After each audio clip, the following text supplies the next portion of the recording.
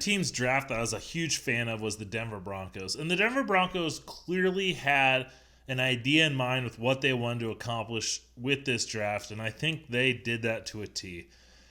And that was to add offensive firepower to their offense. Now, most teams, when they think about it, is you got to win your division. And the Denver Broncos in the AFC West, they've got to win their division. They've got to beat the Kansas City Chiefs. And the Kansas City Chiefs have the top offense in the NFL.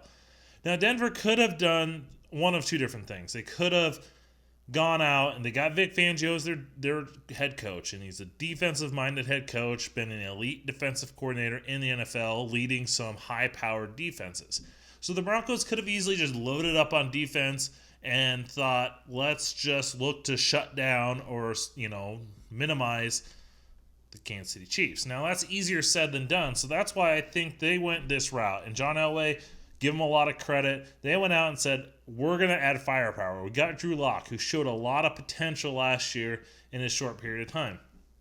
So let's go ahead, let's give him weapons so that we could go toe-to-toe with the Packers, and hopefully Vic Fangio can get the defense going with his coaching and his scheme and all that, so that we can kind of maybe slow down the Chiefs enough and then have the firepower, because you're not going to shut down the Chiefs. So I love what the Broncos did. Pick 15. They got Jerry Jeudy. I thought they'd move up to get him. They didn't have to, and they get an explosive weapon to pair opposite of Courtland Sutton. Courtland Sutton's developing into a true number one receiver and potentially a top 10 receiver in the NFL. So now you get Jerry Jeudy opposite of him. You get your big physical guy in Courtland Sutton, and now you get the explosive, tremendous route runner in Jerry Jeudy. They kind of go hand in hand.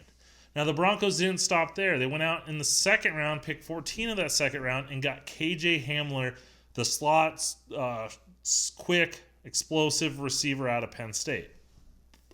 Now, Hamler's got his issues, and that's why he's a second-round pick, but he's just another gives them speed. Get him in the open field. Get him going deep, and he can provide a big-time weapon for Drew Lock. The fourth round, the Broncos got Albert O, and Albert Okwugum, and I probably butchered that. I know I did. But another, tight end. You've got Noah Fant. So the Broncos are set up. You got Courtland Sutton. Now you got Jerry Jeudy. You got KJ Hamler. You got Noah Fant, who they used their first-round pick on last year. And now you got Albert O. So you've got potentially three playmakers at receiver, a playmaker at tight end, and a backup guy that at 6'5", 250 pounds, ran a 4.3 something at the combine, or 4.4. Fastest combine for a tight end. And so you're adding another weapon. You can go two tight end sets. You could put Albert O in the slot. You could put Noah Fant in the slot. You could put one inline, one on. You can kind of mix and match and give them lots of different options. Right? Even in the third round, they went out and they improved and got a center. They went out and they got Graham Glasgow from the Lions to help at right guard. Now you get Lloyd Cushenberry, who they drafted the 19th pick in the third round, to be your center.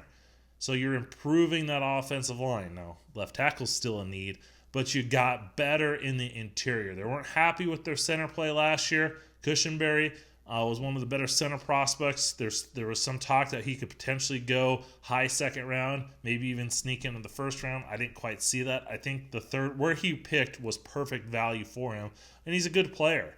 So they got better on the weapons. They got better on the interior, and then the Broncos just kind of went and to fill in some pieces. I wasn't a big fan of McTelvin Agam, the defensive tackle they took in the third round, but Justin Stenod in the fifth round was a good inside linebacker that'll help with their depth there. They got potentially a steal, and Natay Moody, the guard out of Fresno, they got him in the sixth round. He fell because of injuries. If he's healthy, he could push for that right tackle spot with Graham Glasgow. Tyree Cleveland's got some capabilities to develop into fourth or fifth receiver. And then in the seventh round, they took Derek Tuznica. I butchered that. Outside linebacker, pass rusher out of North Dakota State. I know when I was doing my edge rushers, Logan Fredrickson, another NFL draft writer, he was like, you got to watch this guy. He's a big fan, and I know Logan's kind of a bit of a North Dakota State homer. But another guy that's got potential, that could kind of come in, being a late-round pick. He's had success at the FCS level. Just give him somebody, the Broncos don't need pass rushers, so he can kind of sit and develop behind Von Miller, behind Bradley Chubb. And maybe he becomes a guy down the road that could be a contributor, maybe that third pass rusher. But the Broncos, a ton of speed, a ton of depth. Judy's going to be a starter. Hamler's going to be a starter. Cushenberry's probably going to be a starter. Albert O's going to be a big-time contributor. Moody's got potential. They took a cornerback in the third round out of Iowa that has good ball skills, really fits with what Fangio wants to do with his defense. The Broncos, from all 10 of their picks, from the first round to the 7th round, they got guys that are going to come in and be a big-time contributor or have a chance to have a role on this team. I thought they knocked it out. They're set up well. If Drew Lock could continue his development, they're a team that's going to be pushing for a playoff spot this year, I think.